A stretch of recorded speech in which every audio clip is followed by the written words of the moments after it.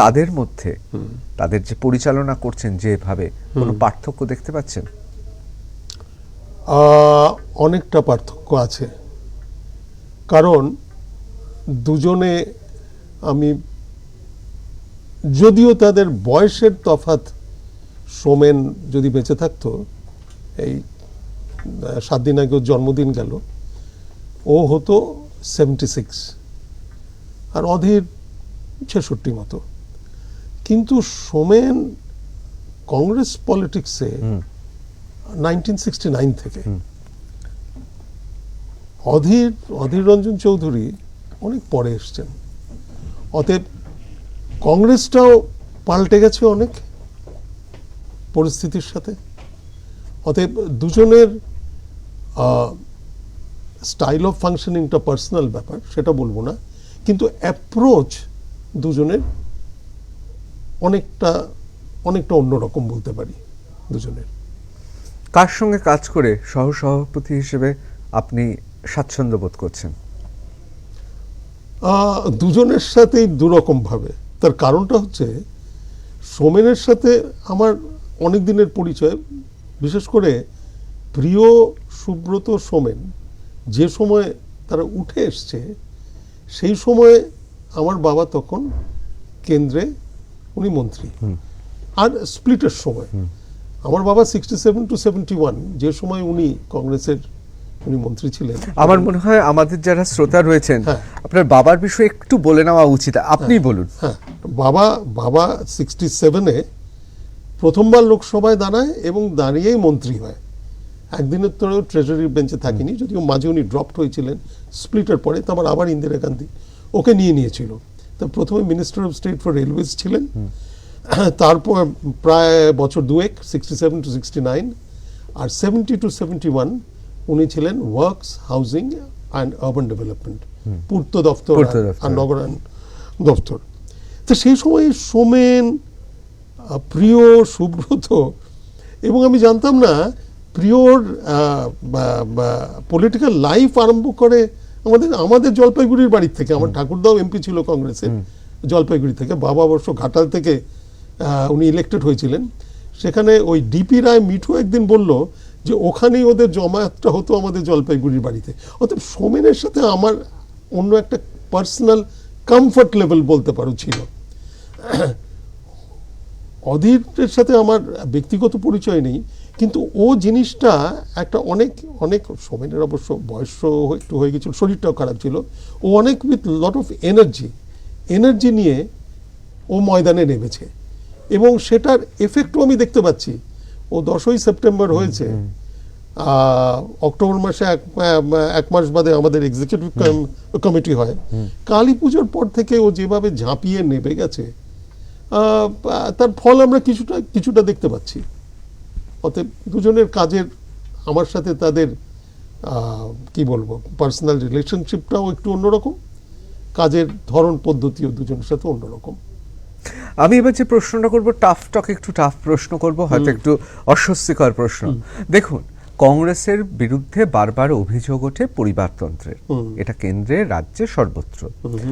এই পরিবারতন্ত্র নিয়েও অনেকের অনেক সংজ্ঞা রয়েছে, কিন্তু আমার প্রশ্নটা হচ্ছে, ঠাকুরদাদা এরকম দাপুটে এমপি ছিলেন সেই সময়, বাবা কেন্দ্রীয় মন্ত্রী, কিন্তু আজকে দীপ্তিমান বাবুকে আজকে এই রাজ্যের বেশিরভাগ মানুষ, যাদের চেনার তারা আপনাকে চেনেন, কিন্তু বেশিরভাগ মানুষের কাছে আপনি তো পৌঁছাতে পারলেন না। তাহলে কি ঠাকুরদাদা বাবা যে পথে হেঁটে রাজনীতি করেছিলেন, সে পথ থেকে আপনি একটু বিচ্যুত হয়েছেন, নাকি দলটাই বিচ্যুত হয়ে গেছে বলে আপনি একটু অসহায় বোধ করছেন? না, একেবারেই না। এর কারণটা একেবারেই ব্যক্তিগত। সেটা হচ্ছে যে আমি 1971 সাল থেকে, যখন আমার 24 বছর বয়স, আমি কলকাতাতে থাকতামই না। আমি কলকাতায় পড়াশোনা করেছি, সেন্ট জেভিয়ার্স স্কুলে পড়েছি, প্রেসিডেন্সি কলেজ থেকে পলিটিক্যাল সায়েন্স পড়েছি, তারপর নিজেদের বিজনেসে এসেছি। চা বাগান ছিল আর পেপার মিল ছিল। কিন্তু 1970 ডিসেম্বর, 14ই ডিসেম্বর, আমাকে নাক্সালাইট বলো, এক্সট্রিমিস্টরা বলো, আই ওয়াজ অ্যাটাকড, এবং তারপরে আমি প্রায় কলকাতা ছেড়েই দিয়েছিলাম। আমার বাসস্থানই প্রাইমারিলি হয়ে গিয়েছিল দিল্লি। যাতায়াত করতাম কিন্তু থাকতাম বেশিরভাগ দিল্লি। অতএব সেদিক দিয়ে কলকাতায় না থাকার দরুন, যদিও এদের সবার সাথে আমার পরিচয় ছিল, সোমেন, সুব্রত, প্রিয় এবং আমার বাবার সহসময়িক যারা, যেমন সিদ্ধার্থ শঙ্কর রায়। একটা বিশাল সময় তো বোধহয় বিদেশেও কেটেছে আপনার। অনেক পরে সেটা 2001 থেকে 2013। কিন্তু বেসিক্যালি কারণটা ছিল আমি বেঙ্গলে থাকতামই না, বেশিরভাগ আমি বাইরে থেকেছি। যদিও আমার অন্য দলে আমি ভালো পজিশনে ছিলাম।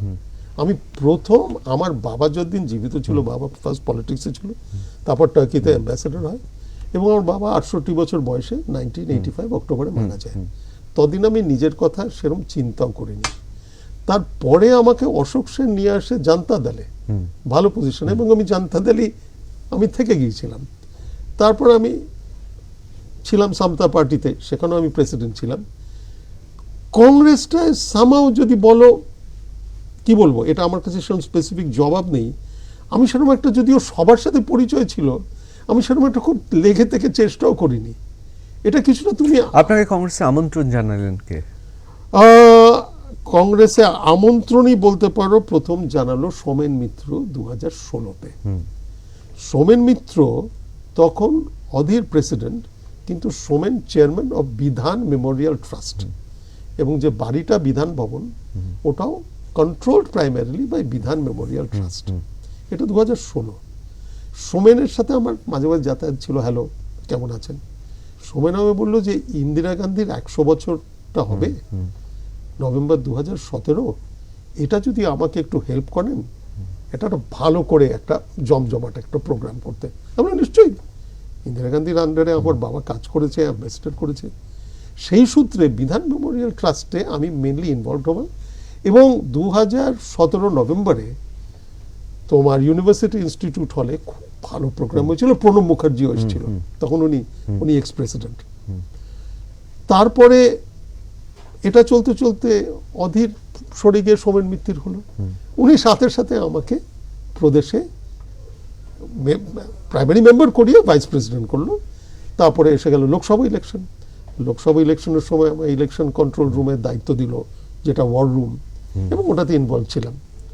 এবং বলতে পারো প্রায় জীবনের ওই, কি বলবো, এখন শেষ পর্যায়ে বলবো না। আপনি একেবারেই শেষ পর্যায়ে বলবেন না, এখনো অনেক সময়, অনেক কিছু।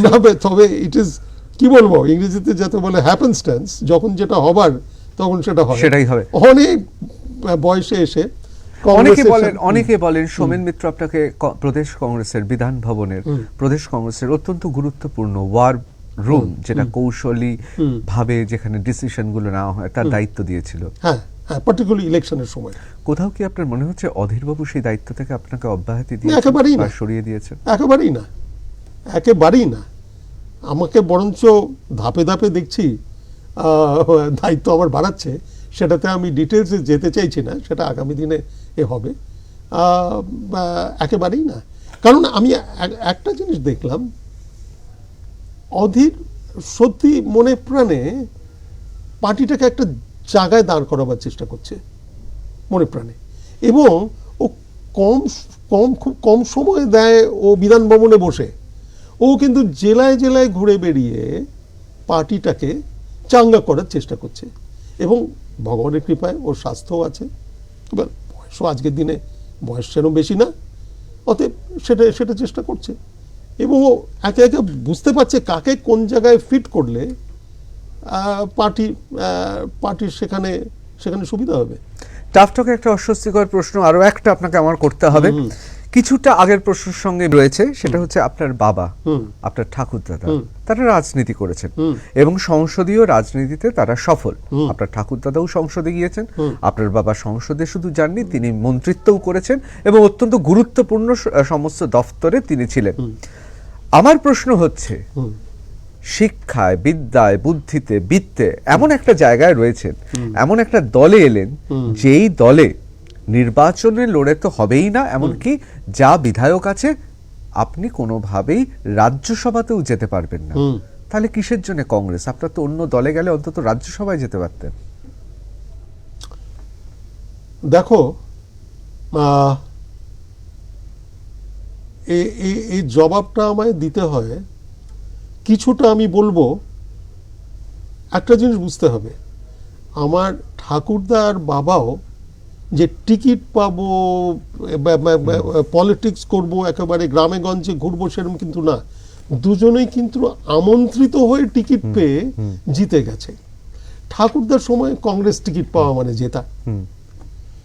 বাবার সময় 67-এ তখনও কংগ্রেস পুরোপুরি, মানে কংগ্রেস টিকিট পাওয়া মানে জেতা, কিন্তু 67-এ প্রথমে কংগ্রেস ধাক্কা খেল, অল ওভার ইন্ডিয়া জিততে পারলো, সিট অনেক কমে গেল। কিন্তু আমি যে সময় এসছি, প্রথমত আমার এইখানে পুরো একেবারে লেফট ফ্রন্টের রাজত্ব।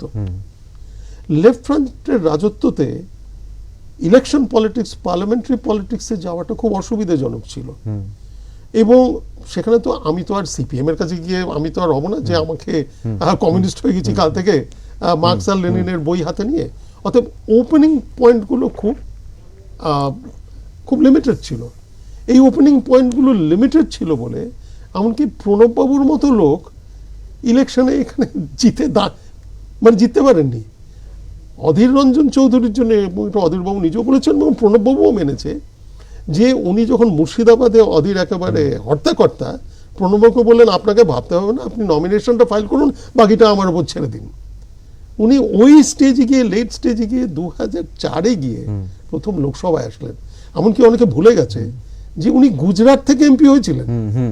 81 সালে যখন রাজ্যসভা ফুরিয়ে গেল, 81 to 87, ইন্দিরা গান্ধী ওকে গুজরাট থেকে ইলেক্ট করে নিয়ে আসে।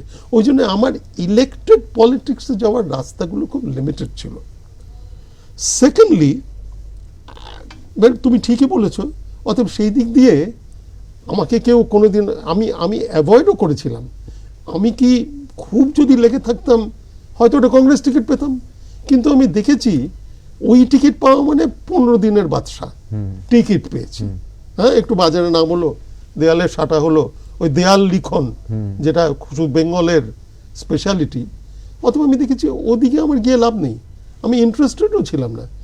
বরঞ্চ পার্টিতে থেকে, পার্টি প্রোগ্রামগুলোর মধ্যে গিয়ে আমি আরও নিজেকে ইউটিলাইজ করতে পারি এবং নিজেও হয়তো তৃপ্তি পেতে পারি। আমার এখানে আপনাকে একটা প্রশ্ন জিজ্ঞেস করতে ইচ্ছে করছে। 2016 মানে মমতা বন্দ্যোপাধ্যায়, তার এ রাজ্যে তিনি মুখ্যমন্ত্রী, তৃণমূল সুপ্রিমো, এবং তৃণমূল সেই সময় এ রাজ্যের একমাত্র শক্তিশালী দল। আবার অন্যদিকে ভারতীয় জনতা পার্টির ক্রমশ উত্থান হয়েছে। আজকে ভারতীয় জনতা পার্টি, আপনি পছন্দ করুন না করুন, তৃণমূলের সঙ্গে তাদের লড়াই চলছে। বাম কংগ্রেস কিছুটা সীমানায় আছে, এমনটা লোকে অনেকে ভাবছে জনমানসে। এটা কিন্তু আমার বক্তব্য নয়, বা কোনো রাজনৈতিক দলকে আমি ছোট করছি না, কিন্তু এই মুহূর্তে জনমানসে যে জায়গাটা রয়েছে, সেই জায়গায় আপনি কংগ্রেসে না গিয়ে তো অন্য কোনো রাজনৈতিক দলে আপনি তো চেষ্টাই করতে পারতেন, আপনি যেরকম সুপ্রতিষ্ঠিত সমাজে। তা সেটা করেননি? না, করিনি, ইচ্ছে করিনি। এটা এটা এটা এটা এটা খুব আইরনিক্যাল। আমার ঠাকুরদা কিন্তু তার রাজনৈতিক জীবন অনেক দিন ছিল, উনি হিন্দু মহাসভার ভাইস প্রেসিডেন্ট ছিলেন, উনি কংগ্রেস পলিটিশিয়ান ছিলেনই না। শ্যামাপ্রসাদ বাবু প্রেসিডেন্ট, উনি হিন্দু মহাসভার একজন ভাইস প্রেসিডেন্ট, এবং আরেকজন ভাইস প্রেসিডেন্ট হচ্ছে এনসি চ্যাটার্জি, সোমনাথ বাবুর বাবা। সেই সূত্রে ওনার একটা চিন্তাধারা ছিল। কিন্তু আমার চিন্তাধারাটা, যেহেতু কি বলবো, সেন্ট জেভিয়ার স্কুলে পড়েছি, প্রেসিডেন্সিতে পড়েছি, ভারতীয় জনতা পার্টির এখন তো নাই, এমনকি অটল বিহারী বা আডবাণীর যেটা ভারতীয় জনতা পার্টি, আমি নিজেকে সেখানে মিল খাওয়াতে পারিনি। পারতাম, যেহেতু সমতা পার্টির আমি প্রেসিডেন্ট ছিলাম, এবং সমতা was part of the NDA, এবং জর্জ ফের্নান্ডেজ আমাদের national president was the convener of NDA, কিন্তু আমি দেখলাম মেন্টালি আমি খাপ খাইয়ে চলতে পারবো না। এখন তুমি তৃণমূলে এসো, তৃণমূলেও অনেকে আমার পরিচিত, অজিত পাজা বলো, সৌগত তো আমার সমবয়সী, প্রেসিডেন্সি ও সায়েন্সে ছিল, অনেকেই চিন্তা, অনেকে তো সেই কংগ্রেস থেকে ওখানে এসছে, এমনকি সুব্রত মুখার্জি। কিন্তু একটা একটা একটা একটা কমফর্ট লেভেল থাকে না, একটা জায়গায় কমফর্ট লেভেল থাকে। সেটা কি কংগ্রেসে পাচ্ছেন? কংগ্রেসে অনেকে বলে পরিবারতান্ত্রিক আর অমুক তমুক, কংগ্রেসে কিন্তু আমাদের ফ্রি হ্যান্ড, এআইসিসি কিন্তু স্টেটগুলোকে ফ্রি হ্যান্ড দেয়। সেটা আমি নিজে উপলব্ধি করলাম কংগ্রেসে এসে 2019-এর ইলেকশনটা দেখে। এআইসিসি গিভস আস এ কমপ্লিটলি ফ্রি হ্যান্ড, কাজে অসুবিধা নেই। অত বলতাম নিজের একটা ব্যক্তিগত পার্সোনাল লেভেল থাকে না, সেই পার্সোনাল কমফর্ট লেভেলটা আমি সেখানে পেয়েছি। এবং তুমি যেগুলো বললে, বেঙ্গল খুব পিকুলিয়ার স্টেট। এখানে 34 ইয়ার্স সিপিএম এর রাজত্ব ছিল, যদিও তখন আমাদের জনতা দলের সাথে সিট অ্যাডজাস্টমেন্ট ছিল। কিন্তু এখানে এমন একটা পার্টি, এটা যদি তুমি বলতে পারো হয়তো যদি মহারাষ্ট্রতে I may have gone to NCP, হয়তো যেতাম। কিন্তু বেঙ্গলের একটা পিকুলিয়ার পলিটিক্স ছিল, যেখানে 34 বছর একটা পার্টি তার একটা প্রিডমিনেন্স এমনভাবে ছিল যে এটাকে সরানো যাবে 2011-তে।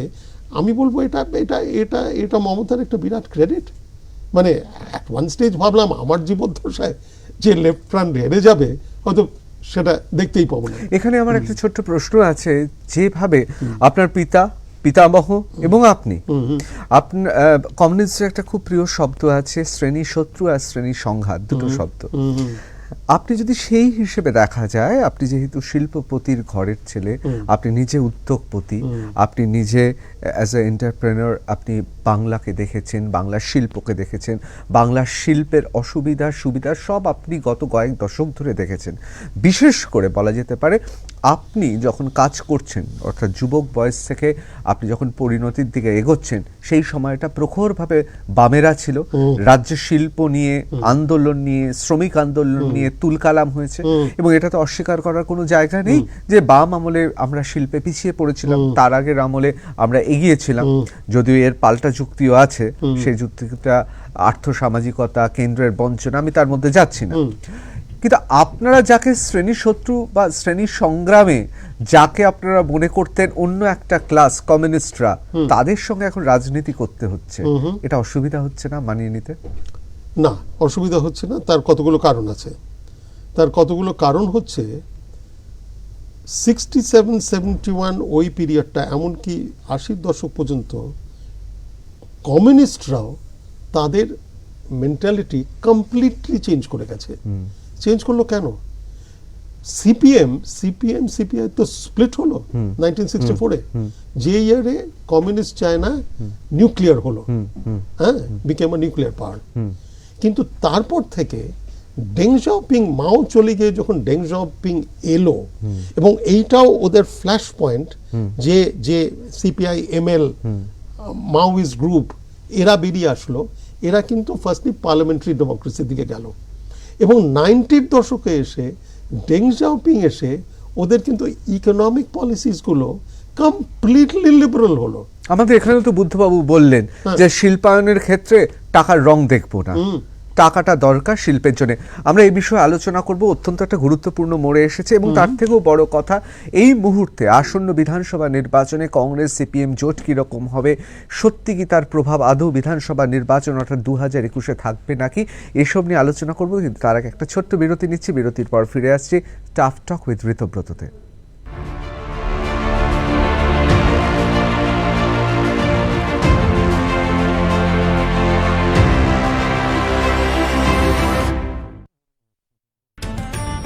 ফ্ল্যাশ নিবেদন করছেন সফেদ ডিটারজেন্ট পাউডার। সফেদের লাকি প্যাকে ডাবল সাইজ ব্ল্যাঙ্কেট ফ্রি। তো লাক ট্রাই হয়ে যাক।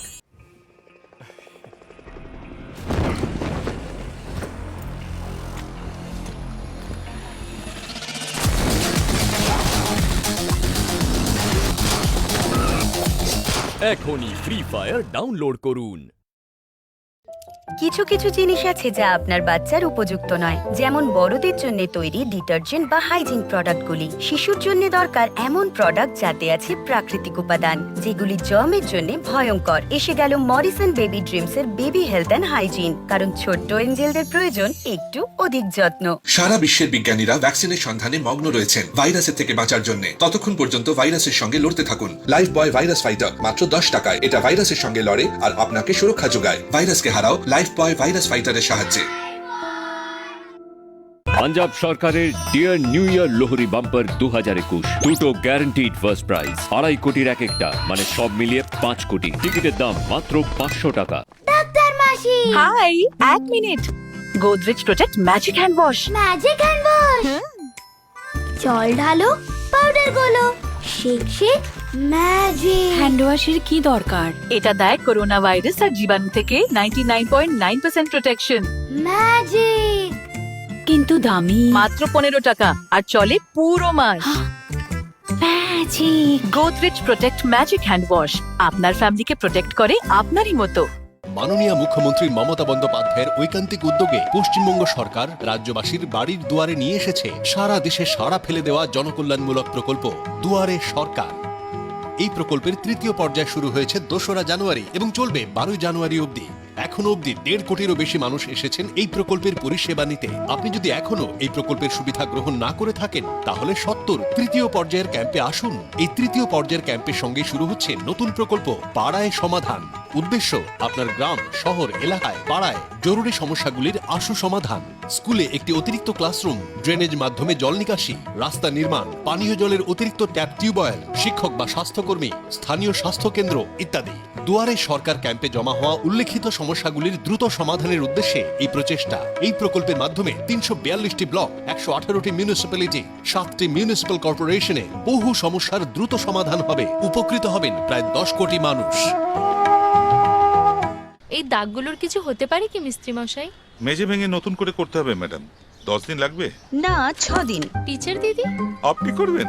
এ করবে। নতুন লাইজল সিমেন্টের স্পেশালিস্ট। ডিটারজেন্ট দিয়ে কত ট্রাই করেছি দিদি, কিচ্ছু হয়নি। দাগ যাবে আর লুকিয়ে থাকা জীবাণুও। চ্যালেঞ্জ নতুন লাইজল সিমেন্ট স্পেশালিস্ট। মেঝের ভিতরে জমে থাকা দাগ আর জীবাণু দূর করে। মাত্র 6 দিনের মধ্যে মেঝে ঝকঝক করে। আপনিও বাড়িতে নিয়ে আসুন লাইজল সিমেন্ট স্পেশালিস্ট। 40 চোর এলো আর বলল, খুলে যা সিম সে। খুল যা। খুলে গেছে।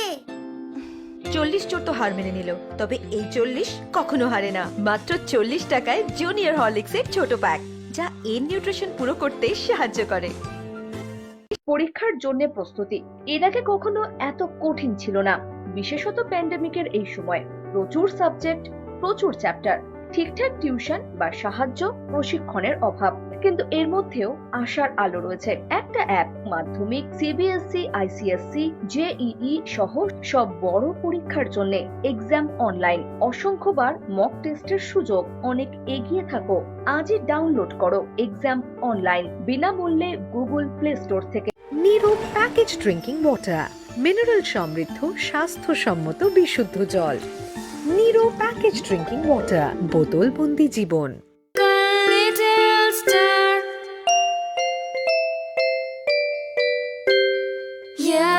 Together in joy and fun, we are taught and we do learn. All the world is singing clear, full of laughter and full of cheer. Manisha. Come and join us at Manisha International School with unique educational infrastructure from nursery onwards. Hurry, admission going on. এটা কি? চমকে গেলে? Fair and lovely সাবান এখন glow and lovely সাবান। Glow and lovely glowing skin soap. এটা oil আর pollution টেনে নেয় আর আপনি রোজ চান করতে করতে পান উজ্জ্বলতা। গ্লো এন্ড লাভলি এখন সাবানেও।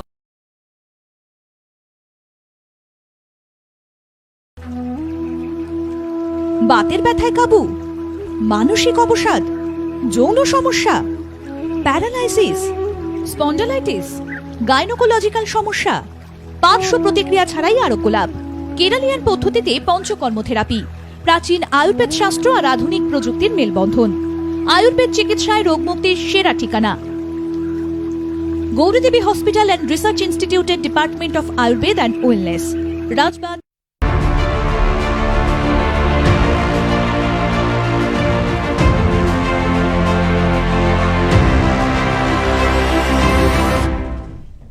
বিরতির পর ফিরে এলাম টাফ টক উইথ ঋতব্রততে। আজকে আমাদের সঙ্গে রয়েছেন দীপ্তিমান ঘোষ। দীপ্তিমান বাবু, আমরা বিরতিতে যাওয়ার আগে যে বিষয়ে আলোচনা করছিলাম, যে সিপিএম, যে বাম, যার জন্য এ রাজ্যে শিল্পের এই দুর্গতি বলে একসময় কংগ্রেস গলা ফাটিয়ে চেঁচিয়েছিল, আজকে সেই বামেদের সঙ্গে জোট করতে হয়েছে। এটা কি আপনি কি বলবেন? এটা কি আপনি বলবেন সময়ের ডাকে, নাকি এটা তৃণমূল বিজেপির প্রভাব এতটাই তীব্র যে আজকে বাম কংগ্রেসকে এক ঘাটে জল খেতে হচ্ছে, নাকি আপনি মনে করছেন যে কথা বলছিলেন সিপিএম এবং কংগ্রেস সময়ের সঙ্গে সঙ্গে বদলেছে? এতে তিনটে ফেজ আছে। ফার্স্টলি, কংগ্রেসের সাথে সিপিএম এর পার্টনারশিপটা অ্যাট দ্য ন্যাশনাল লেভেল 1970-তে যখন কংগ্রেস স্প্লিট হয় আর মিসেস গান্ধীর গভর্নমেন্ট মাইনরিটি হয়ে যায়, তখন সিপিআই, সিপিএম এবং ফরওয়ার্ড ব্লক আরএসপি ওদের একটা দুটো এমপি সাপোর্টটা না দিলে ইন্দিরা গান্ধী ফাইন্যান্স বিল 1970-তে পাশ করাতে পারতো না, number one. Number two, Indira গান্ধীর সময় থেকে নেহরুর আমলে তো ছিল, ইন্দিরা গান্ধীর সময় ইন্দিরা গান্ধীর পলিসিসগুলো লেফট অফ সেন্টার বলে, বাম ঘেঁষা বলে একটা কমফোর্টেবল রিলেশনশিপ ছিল with CPM rather than other parties like SSP, PSP, যারা পরে জনতা পার্টিতে মার্জড হলো। দ্বিতীয়ত, সময়ের সাথে কমিউনিস্টরাও বুঝেছে যে ইন্ডাস্ট্রি না করলে, শিল্প না আসলে এখানে গতি নেই। কারণ অপারেশন বর্গার টাইমে যে জমি দেয়া হলো, সেই জমিগুলো একটা প্রজন্ম, দেড়টা প্রজন্ম গিয়ে তিন ভাই ওই ছোট জমি থেকে আর টাকা রোজগার করতে পারবে না। অতএব ইন্ডাস্ট্রিয়ালাইজেশনের দিকে যেতেই হবে। ওই জন্যে তারাও নরসিমহা রাওয়ের টাইমে যে লিবারাল পলিসিগুলো মুখে মাঝে মাঝে ক্রিটিসাইজ করলেও দে বেসিক্যালি সাপোর্টেড ইট। এমনকি they were part of the UPA government, first UPA, only nuclear ডিলের জন্য তারা ছাড়লো। অতএব এটাতে অবাক হবার কিছু নেই। থার্ড ফেজ, যেটা আমি আজকে দেখলাম, ওই কিছুদিন আগে অধীর ওই এবিপি আনন্দর যে ওদের ডিবেটটা হয়, যে Stalin, communist Russia, Soviet Union, এবং Franklin Roosevelt, American president, join together to stop the fascist force of Hitler. অতএব সিচুয়েশন ডিমান্ড করে কখন আমরা উই উইল কাম টুগেদার। তুমি ঠিকই বলেছো, এখানে একদিকে একটা বৃহৎ শক্তি বিজেপি প্রচুর পয়সা নিয়ে, তৃণমূলও লোকবল ইত্যাদি আজকে প্রায় 10 বছর তারা ক্ষমতায়। সেখানে to maintain your position and to put up a semblance of a fight. আমরা তো দেখলাম 2019-এ আলাদা লড়ে দুজনেরই অবস্থা কি হলো, একজন 7% ভোট, একজন 5% ভোট। তুমি যদি সিচুয়েশনটা ক্রিয়েট করো এরা দুজন একসাথে, তখন ওটা 12 না, দ্যাট মে গো টু 20-তে গেলে সিটে ট্রান্সলেট করে। অতএব এটা একটা দুজনেরই, আমি এইভাবে কথাটা বলবো না এক্সিস্টেন্সের জন্যে, বাট ফর পলিটিক্যাল স্ট্র্যাটেজি এটা তো অবভিয়াস কোর্স। আপনি বলছেন এটা অবশ্যম্ভাবী, মানে এটা হতেই হতো। অ্যাবসলিউটলি। কিন্তু এখানে কি কোথাও আন্তরিকতা থাকছে? অনেকে বলে যে এই জোটের ফলে বামেদের সুবিধা হয় না, কংগ্রেসের সুবিধা হয়। কারণ যারা ঘোরতর কংগ্রেসি, খাঁটি কংগ্রেসি, তারা সিপিএমকে ভোট দিতে পারে না। কাস্তে হাতুড়ি তাড়াতে, বোতাম টিপতে গেলে তাদের হাত কোথায় যেন কাঁপে।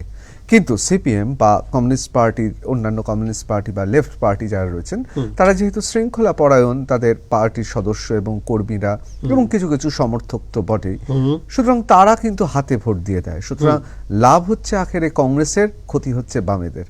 এই ফর্মুলাটা, এই সমীকরণটা বিশ্বাস করেন না? এই সমীকরণটা হয়তো ছিল আগের ইলেকশনে, কিন্তু 9.5 বছর, প্রায় 10 বছরে তৃণমূলের মিসরুল বলো, অ্যান্টি ইনকাম্পেন্সি বলো, সেইখানে লোকে অতটা হাতটা ওই বোতামের দিকে হয়তো যাবে না।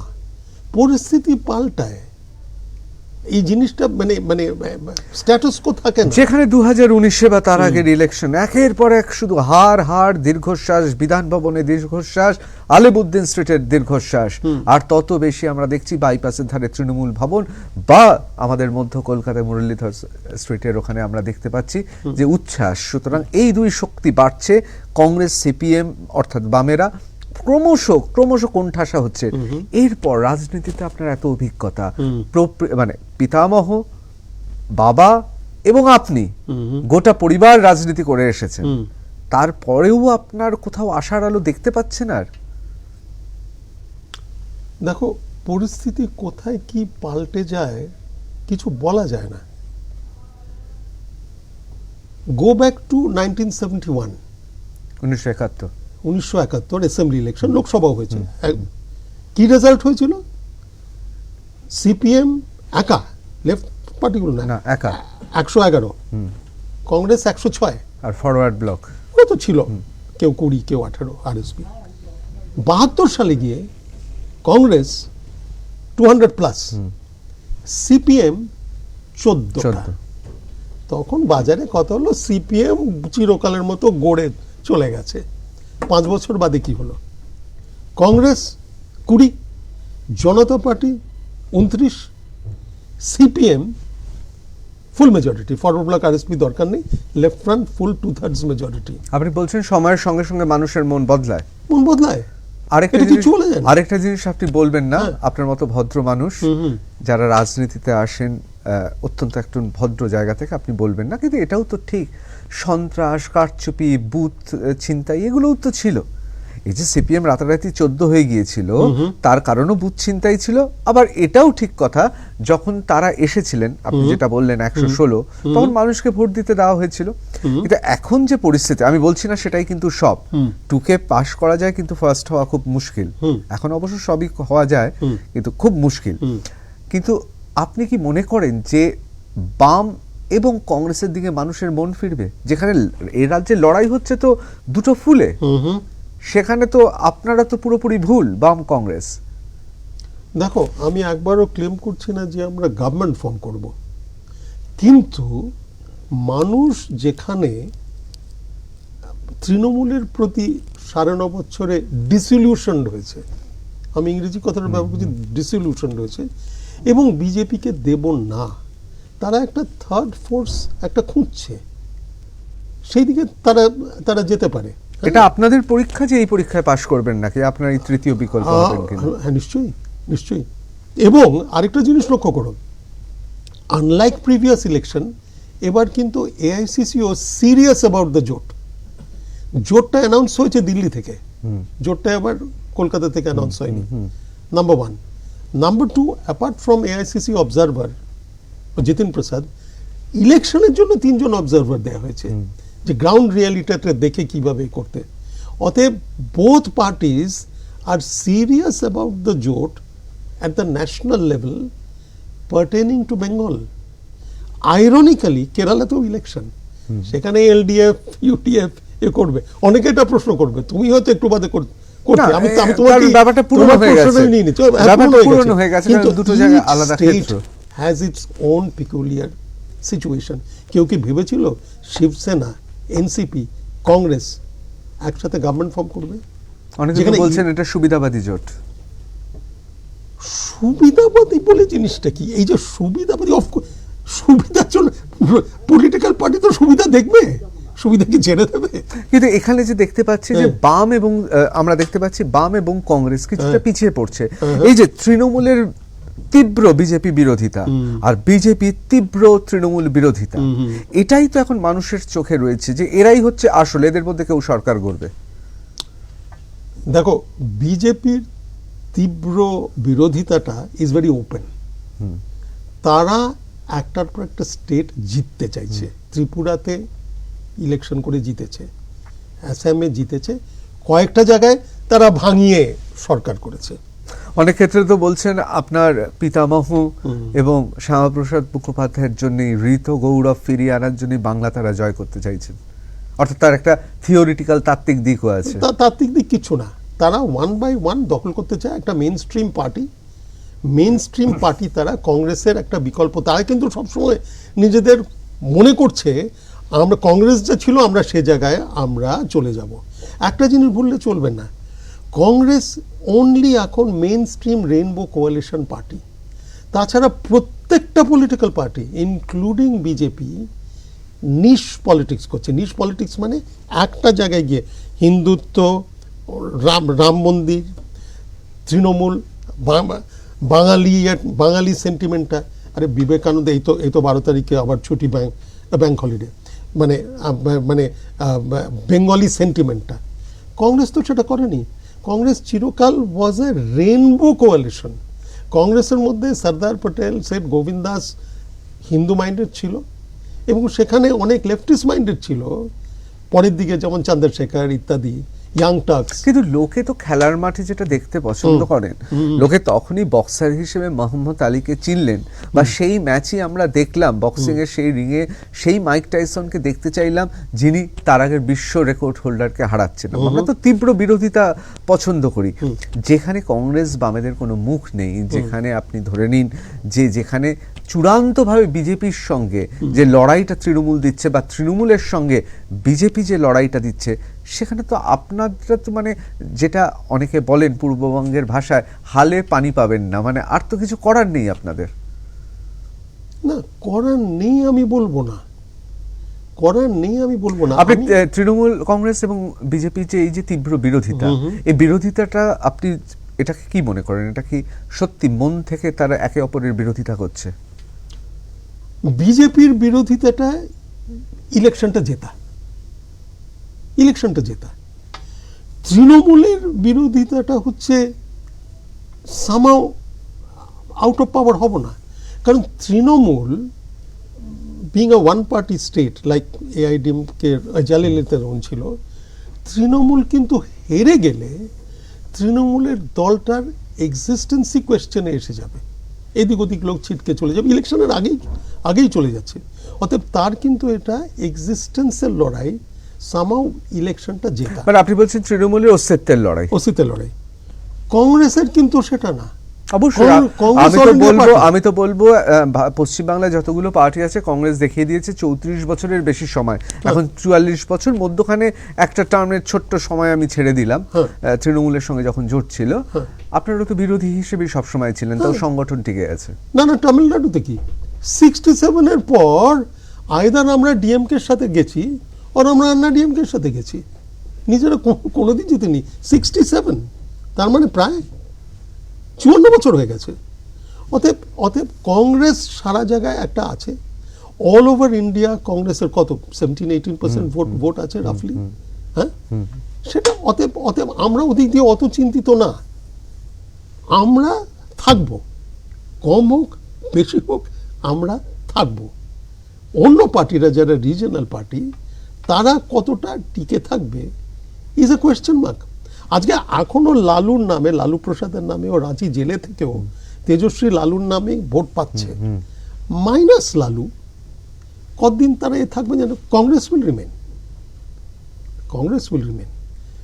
কংগ্রেসটা সামাও এটা আমার as a political student, Congress is India, মানে কংগ্রেস এটা থাকবে, কারণ এটার একটা ঐতিহাসিক একটা জিনিস আছে, ইট উইল রিমেন।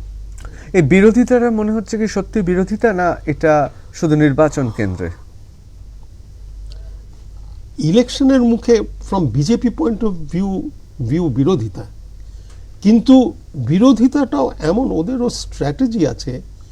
এই যে সারদা নারদা চিটফান্ডের এগুলো ইঞ্জিনের মতো মাঝে মাঝে ট্রেনটা স্পিড পিক আপ করছে, মাঝে মাঝে ট্রেনটা সে মেল ট্রেনের মতো গাড়ি কালকের গাড়ি আজকে আসবে, এরকম কেন হচ্ছে?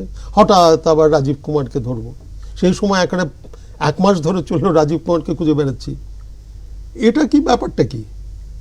এটা 2013 থেকে আজকে আমরা 2021 এসে গেছি, প্রায় 8 বছর চলছে, মাঝে মাঝে বেশি মাঝে মাঝে কম। অর্থাৎ ওদের মানে কিপ দেম আন্ডার প্রেশারে রাখো। তুমি এটার এন্ডটাই আনছো না কেন? মানে এন্ডটা কোনটা বলছেন? এন্ড যে- এন্ড এন্ড যে যে আপনি বলতে চাইছেন সিবিআই যে এই যে প্রসেসটা, এটা তো এতদিন লাগার কিছু নেই। খুব বড় বড় মাথা ধরবো, ধরবো, তাহলে হচ্ছে না কেন? হচ্ছে না আরেকটা কারণে, যাদের এগেনস্টে সারদানাদ আছে সেরকম লোক তুমি নিচ্ছ, অতএব তুমি সেরকম জোর করে এগোতেও পারবে না, কিন্তু আমি তাদের প্রেশারে রাখবো। কিন্তু এই তো কয়লা থেকে শুরু করে গরু পাচার এগুলো তো আটকানো হচ্ছে। হ্যাঁ, আটকানো হচ্ছে, কিন্তু সেটা তুমি তাদের আস্তে আস্তে তুমি why aren't you concluding the judicial process? এমন জায়গায় গিয়েছে, এটাও তো ঠিক কথা যে তৃণমূল দলের পক্ষ থেকে রাজ্যপালকে অপসারণ করার কথা বলা হচ্ছে। আবার দেখুন, রাজ্যপাল তিনি কিন্তু স্বয়ং বারবার করে বলছেন তিনি মানুষের রাজ্যপাল, তিনি তীব্র সমালোচনা করছেন তৃণমূল সরকারের। সুতরাং আপনার কি মনে হচ্ছে কোথাও যেন সত্যি সুশাসনের পক্ষে বিজেপি লড়ছে এবং তৃণমূল লড়ছে সাম্প্রদায়িকতার বিরুদ্ধে? দেখো, এইখানে তুমি যদি এতগুলো স্টেট দেখো, এতটা ভোকাল রাজ্যপাল তো আর তো ছিল না এর আগের যিনি ছিলেন ত্রিপাঠী। অতএব একে বলাও হয়েছে তুমিও ভোকাল হও। হোল জিনিসটা হচ্ছে যে Bengal is the only state যেখানে বিজেপি রিলেন্টলেসলি এই স্টেটটাকে জেতার জন্য তারা উঠে পড়ে লেগেছে। তার কারণ হচ্ছে শুধু স্টেটটা জেতা না, তারা কিন্তু প্ল্যাটোড হয়ে গেছে হিন্দি হার্টল্যান্ডে। অতএব ইস্টার্ন রিজিয়নে তাদের কিছু সিট বাড়াতে হবে, যেটাকে ফাইন্যান্সিয়াল টার্মসে বলে hedging. I am hedging my losses. অর্থাৎ ওখানে যদি আমি 20টা লুজ করি, আমাকে 280-র ওপরে থাকার জন্য আমি ইস্টার্ন থেকে মাননীয় মুখ্যমন্ত্রী মহামান্য রাজ্যপালের সঙ্গে দেখা করলেন এবং খবরে প্রকাশ রাজ্যপাল স্বরাষ্ট্রমন্ত্রীর কাছে যাচ্ছেন, এটা খবর, এটা প্রকাশিত হয়েছে। আপনার কি কোথাও সন্দেহ উদ্রেক হচ্ছে? অ্যাপারেন্টলি আমি ধরে নিচ্ছি it's happy new year visit. কিন্তু হ্যাপি নিউ ইয়ার ভিজিটটা 7ই জানুয়ারি পর্যন্ত কেন রাখা হলো? 2nd জানুয়ারি হতে পারতো। এগুলো রিডিং বিটুইন দ্য লাইনস অনেক কিছু এর ইন্টারপ্রিটেশন হয়, ভেতরের কথা ঠিক জানি না। তবে ডেফিনেটলি তৃণমূলকে আন্ডার ট্রিমেন্ডাস প্রেশার রাখা হচ্ছে। অন্য কতগুলো রাজ্যেও তো ইলেকশন হবে, কিন্তু এতটা মানে কোমর বেঁধে নেমেছে এখানে যে দে আর অলসো সেন্সিং যে হয়তো আমরা উই ক্যান ক্রস 147। আমার শেষ প্রশ্নের উত্তর হয়তো দেওয়ার সময় এখনো আসেনি। এবার আসন্ন নির্বাচন 2021-এ কি হবে আপনার মনে হয়, নাকি এখনো উত্তর দেওয়ার সময় আসেনি? এখনো উত্তর দেওয়ার সময় আসেনি, কিন্তু এইটুকু বলতে পারি it will be a high voltage election. Tough fight হবে। এটা এমন ইলেকশন হবে না যে আগেকার মতো কি হলো, this may be an election recent টাইমসে 2011, যেখানে সিপিএম গেড়ে বসা একটা পার্টি অনেকদিন রাজত্ব করছে এবং তৃণমূল এসে তাকে হারিয়ে দিল। It will be a high voltage election এবং আউটকাম ইজ এখনো যে সময় আমরা কথা বলছি, outcome is very difficult to predict as of now. অসংখ্য ধন্যবাদ। আমাদের কথা বলতে বলতে সময় শেষ হয়ে গেল। আমরা নির্বাচনের আগে নিশ্চয়ই আপনাকে আরও একবার পাবো। আমি অত্যন্ত আনন্দিত, সম্মানিত আপনি টাফ টক উইথ ঋতব্রততে এলেন। অসংখ্য ধন্যবাদ। টাফ টক উইথ ঋতব্রত এখানেই শেষ হচ্ছে। প্রতি শুক্র, শনি, রবিবার রাত 8টায় টাফ টক উইথ ঋতব্রত দেখতে ভুলবেন না R+ নিউজে।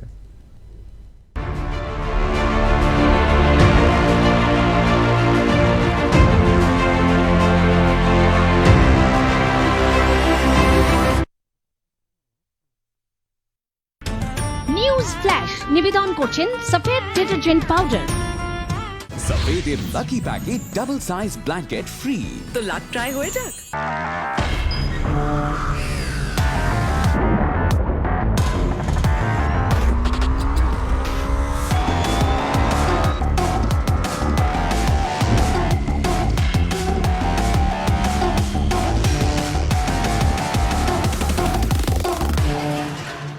লাইফবয়ের তরফ থেকে এই বার্তাটি জনস্বার্থে প্রচারিত। করোনা ভাইরাস ছড়িয়ে পড়া রোধ করতে শুধু লাইফবয় নয়, আপনার কাছে যে সাবান আছে তাতেই হাত ধোবেন বা অ্যালকোহল বেসড হ্যান্ড স্যানিটাইজার ব্যবহার করুন। আসুন সকলে মিলে করোনা ভাইরাস ইন্ডিয়াতে ছড়িয়ে পড়া রোধ করি।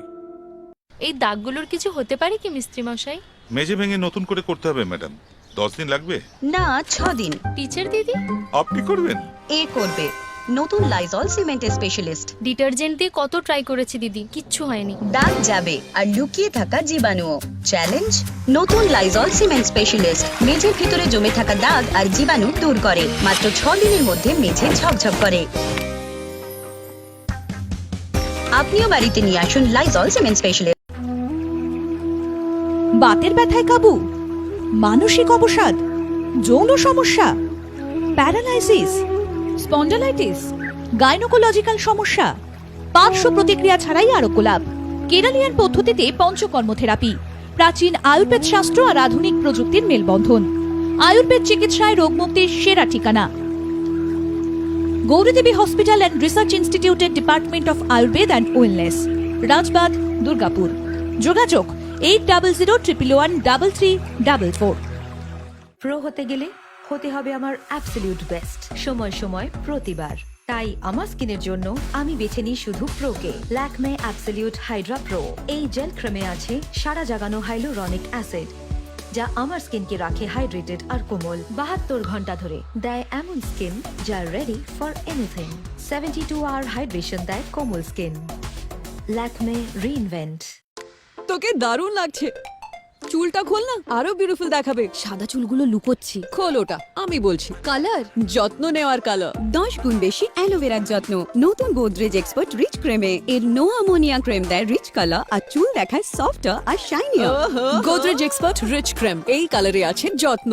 পাঞ্জাব সরকারের dear new year Lohri bumper 2021, দুটো গ্যারান্টিড ফার্স্ট প্রাইজ। 2.5 কোটির এক একটা, মানে সব মিলিয়ে 5 কোটি। টিকিটের দাম মাত্র 500 টাকা। কলেজে চুল কোমর পর্যন্ত ছিল, আর চুল কম হওয়া শুরু হলো। জানি না আর কখনো ফিরে আসবে কি। কেন আসবে না? অবশ্যই আসতে পারে। ইন্দোলেখা ভৃঙ্গা তেল, ক্লিনিক্যালি প্রমাণিত। এতে আছে ভৃঙ্গরাজ, যা গোড়াকে জাগায় আর নতুন চুল গজায় 4 মাসে। নতুন চুল এখন সম্ভব। ইন্দুলেখা ভৃঙ্গা তেল।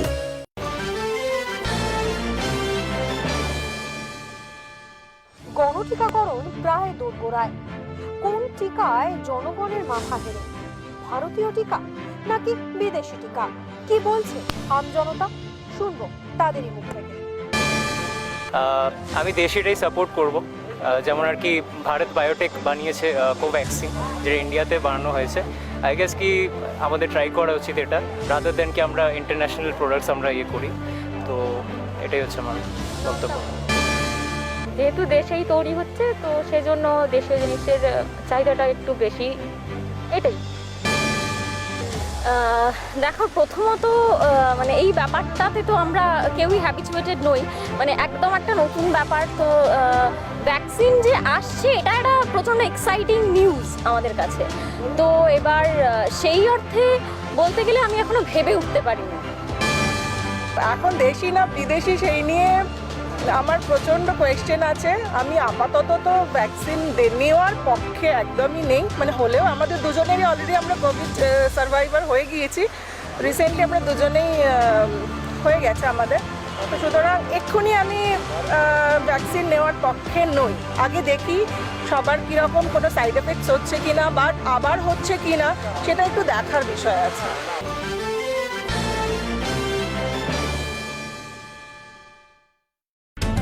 নিউজ ফ্ল্যাশ নিবেদন করছেন সফেদ ডিটারজেন্ট পাউডার। সফেদের লাকি প্যাকে ডাবল সাইজ ব্ল্যাঙ্কেট ফ্রি। তো লাক ট্রাই হয়ে যাক। ধনী ভাই কি করছো? ট্রফি চকচকে করছো, কিন্তু এটা চকচক করছে না, করছে না। প্রভু, আপনার দৃষ্টিকোণে চকচকে কাকে বলা হয়? বৎস, এটাকে অসাধারণ চমকের জন্য কোনো রেগুলার নয়, ইন্ডিগো পিউ ইনামেলি লাগান। Indigo. Hey, listen, is that your wife? Get me fresh, so full of life. Oh, goodbye. আবিষ্কার করুন প্রকৃতির গুড ভাইবস। ত্বকের যত্ন আর চুল পরিচর্যার রেসিপিগুলো দিয়ে আসুন ছড়িয়ে দিই গুড ভাইবস, সেটাই আপনার ভাইব। হারপিক ইন্ডিয়া আপনার টয়লেট পরিষ্কার করায় ওপেন চ্যালেঞ্জ করছে। দম আছে কারোর? হ্যাঁ, আছে। আমরা আজই ডিটারজেন্ট দিয়ে পরিষ্কার করেছি। এই দেখুন, না এটা কঠিন দাগ দূর করে, না সব জার্মস মারে। আর যেহেতু নতুন নতুন ইনফেকশন ছড়াচ্ছে, সেহেতু টয়লেটকে শুধু পরিষ্কার নয়, জীবাণুমুক্ত করতে হবে। হারপিক 10X ম্যাক্স ক্লিন, যা কঠিন দাগ দূর করে, মারে 99.9% জার্মস আর কোভিড-19 এর করোনা ভাইরাসকেও। তাহলে এসো ইন্ডিয়া, টয়লেটকে শুধু পরিষ্কার নয়, জীবাণুমুক্ত করি। সারা বিশ্বের বিজ্ঞানীরা ভ্যাকসিনের সন্ধানে মগ্ন রয়েছেন ভাইরাসের থেকে বাঁচার জন্য। ততক্ষণ পর্যন্ত ভাইরাসের সঙ্গে লড়তে থাকুন। লাইফ বয় ভাইরাস ফাইটার, মাত্র 10 টাকায়। এটা ভাইরাসের সঙ্গে লড়ে আর আপনাকে সুরক্ষা যোগায়। ভাইরাসকে হারাও লাইফ বয় ভাইরাস ফাইটারের সাহায্যে। টুকরো সুখের এই যে দিন, স্বপ্নকে কাছে পাওয়া, প্রিয় সে আপনজন, সোনালি সোনালি ঘর। রাজা গোল্ডেন মারি বিস্কিট, সোনালি স্বপ্নের স্বাদ চিরন্তন। বাপের বাড়ি যাওয়ার আগে চা খাইয়ে দাও প্লিজ। চা বলেছিলাম, ব্রু কেন? কারণ ওগুলোও তো বইতে হবে। তোমার চাই তরতাজা ভাব। ব্রুতে আছে চায়ের তুলনায় আরো বেশি অ্যাক্টিভস, যা আপনাকে দেয় তরতাজা ভাব।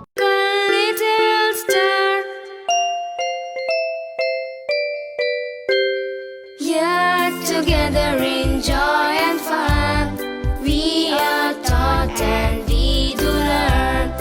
All the world is singing here, full of laughter and full of cheer. Manisha. Come and join us at Manisha International School with unique educational infrastructure from nursery onwards. Hurry, admission going on. মাননীয় মুখ্যমন্ত্রী মমতা বন্দ্যোপাধ্যায়ের ঐকান্তিক উদ্যোগে পশ্চিমবঙ্গ সরকার রাজ্যবাসীর বাড়ির দুয়ারে নিয়ে এসেছে সারা দেশে সাড়া ফেলে দেওয়া জনকল্যাণমূলক প্রকল্প দুয়ারে সরকার। এই প্রকল্পের তৃতীয় পর্যায় শুরু হয়েছে 2রা জানুয়ারি এবং চলবে 12 জানুয়ারি অবধি। এখনো অবধি 1.5 কোটিরও বেশি মানুষ এসেছেন এই প্রকল্পের পরিষেবা নিতে। আপনি যদি এখনো এই প্রকল্পের সুবিধা গ্রহণ না করে থাকেন, তাহলে সত্তর তৃতীয় পর্যায়ের ক্যাম্পে আসুন। এই তৃতীয় পর্যায়ের ক্যাম্পের সঙ্গে শুরু হচ্ছে নতুন প্রকল্প পাড়ায় সমাধান। উদ্দেশ্য, আপনার গ্রাম, শহর, এলাকায়, পাড়ায় জরুরি সমস্যাগুলির আশু সমাধান।